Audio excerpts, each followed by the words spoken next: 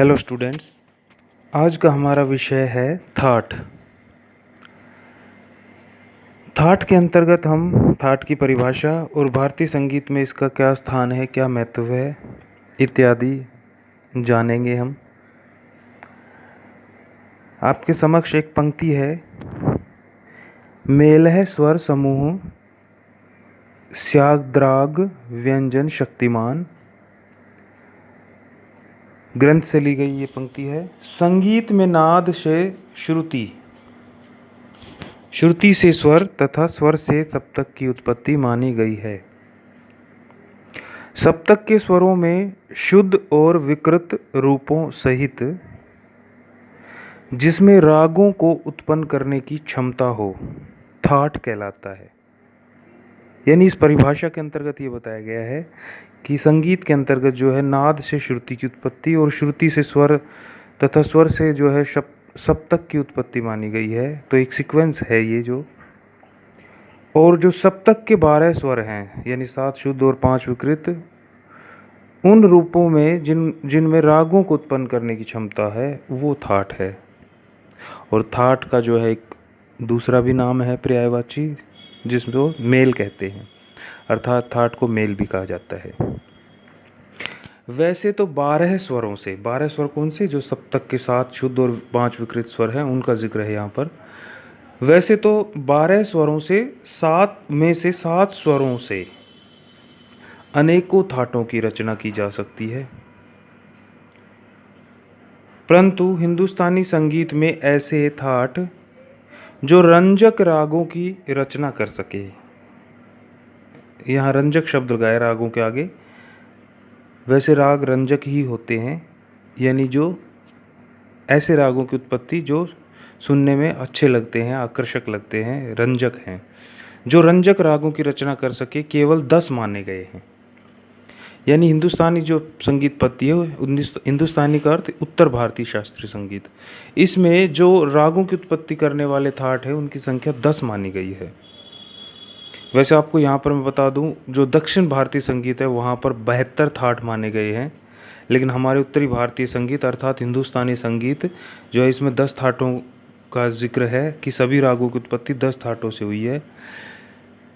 इन 10 थाटों में प्रचलित सभी रागों का वर्गीकरण किया गया है। यानी इस समय जो प्रचलित राग हैं सभी, उन सब का वर्गीकरण इन 10 थाटों के अंतर्गत है। और 10 थाटों के परिभाषा जो है, थाट की परिभाषा के उपरांत हम इन 10 थाटों के नाम जानेंगे और इनकी पहचान जानेंगे कि किस थाट की क्या पहचान है, किस तरीके से उसको आइडेंटिफाई किया जा सकता है थाट को नाम से और उसकी पहचान से। तो पहला थाट है बिलावल। देखिए आपके सामने जो बिलावल थाट लिखा हुआ है, सभी थाटों में 7 स्वर दिखाई देंगे सीक्वेंस में, सारे गा मा पा धा नी सा। थाटों को लिखने के लिए केवल थाटों की जो है आरोही क्रम लिखना है, सारे गा मा पा धा नी। तो बिलावल थाट सारे गा मा पा धा नी, और बिलावल थाट में सभी स्वर शुद्ध लगते हैं, इसलिए आपके सामने जो बिलावल थाट लिखा है इसमें सभी स्वरों को शुद्ध लिखा गया है। कोई स्वर के ऊपर नीचे किसी कोमल तीव्र का सिंबल निशान नहीं लगाया गया है। दूसरा है कल्याण थाट, और इसमें देखिए सभी स्वर शुद्ध हैं, परंतु जो म स्वर है वो तीव्र है। यानी केवल म स्वर तीव्र होने से और अन्य स्वर शुद्ध होने से जो है कल्याण थाट होता है।